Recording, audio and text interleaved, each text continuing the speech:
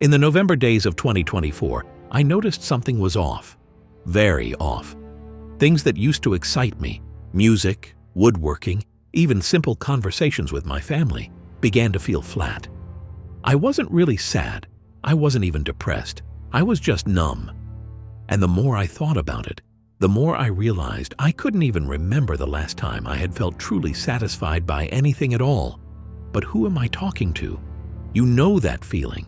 Of course you do. You wake up, go through your phone, eat something, switch to YouTube, jump to TikTok, and repeat. Days blur into weeks, weeks into months. You start to wonder, when was the last time I did something and felt genuinely alive? When was the last time my mind was fully present, fully awake, without needing constant entertainment, constant distraction, constant reward? Well, this is the dopamine trap, and it will ruin my life, and probably yours too, if we don't do something about it. You see, we mistakenly think dopamine is just a simple molecule in our brains that makes us feel pleasure. That's what school taught us. But the truth is far more subtle and more sinister. Dopamine isn't just about pleasure. It's about pursuit, desire, and anticipation. It's the spark that pulls you forward, always toward the next hit, the next achievement, the next goal. But the sad reality is, the moment you get what you wanted, the feeling disappears, like sand slipping through your fingers. Interestingly, we notice this pattern pretty early in our lives. We just don't know the name or the science behind it. It works like an invisible loop, controlling our every move. We set goals, chase them obsessively, but once we reach them, there's no deep satisfaction. This phenomenon leaves us confused. All we get is an eerie silence followed by the next craving. And it isn't just about video games or food. It's deeper than that. It's in everything. Even our personal growth, or our so-called ambitions. The more we feed the machine, the hungrier we become. And it made me think, what if this is exactly why modern life feels so empty, even when it looks full? What if it's not your fault that nothing feels rewarding anymore? What if you've simply been trained, without knowing it, to drown in endless stimulation until real life feels dull by comparison? I couldn't just move on. I had to know what this was all about.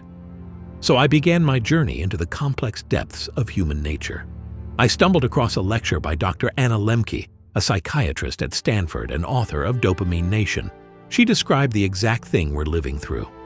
She talked about how modern society bombards us with high dopamine stimuli, social media, junk food, porn, and how this endless supply of artificial rewards slowly numbs the brain's ability to feel joy from simple, natural things. The result is a paradox. The more pleasure you chase, the less alive you feel.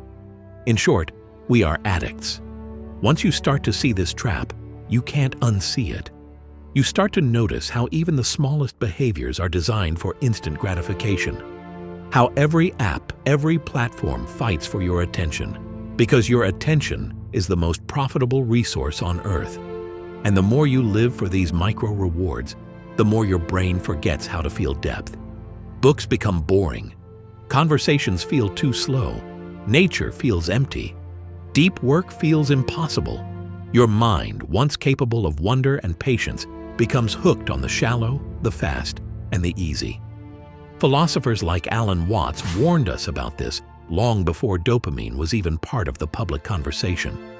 Watts said, "The meaning of life is just to be alive. It is so plain and so obvious and so simple, and yet everybody rushes around in a great panic as if it were necessary to achieve something beyond themselves." But the modern world is built on the exact opposite. It convinces us that meaning lives somewhere else. This simple illusion kept me trapped for years. I still struggle with it.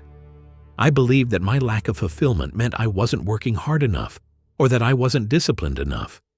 But the truth is, I was living inside a system that profits from my emptiness, a system that rewards numbness, a system that feeds you constant stimulation until even your own life feels unworthy of attention. But you know me, I had to do a self-experiment. I stopped completely. No more mindless consumption, no more chasing quick dopamine. The first 3 days were literal withdrawal.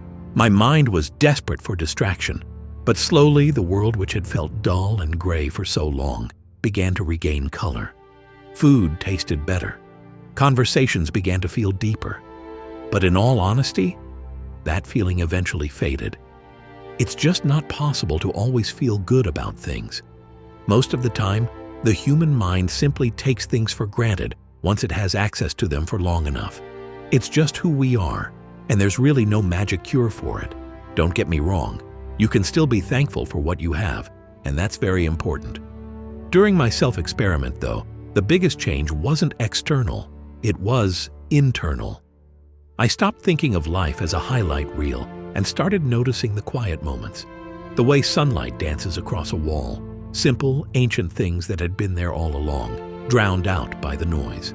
So yeah, it was definitely a refreshing experience. I recommend doing this from time to time. So in the end, the real solution isn't to eliminate pleasure. It's to bring balance back into your life, to slow down, to allow your mind to feel boredom, stillness, and silence again.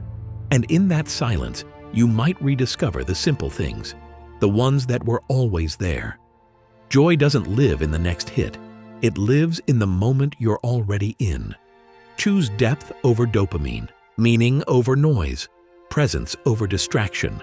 That's what really helps. Take care, and let me know what you think down below.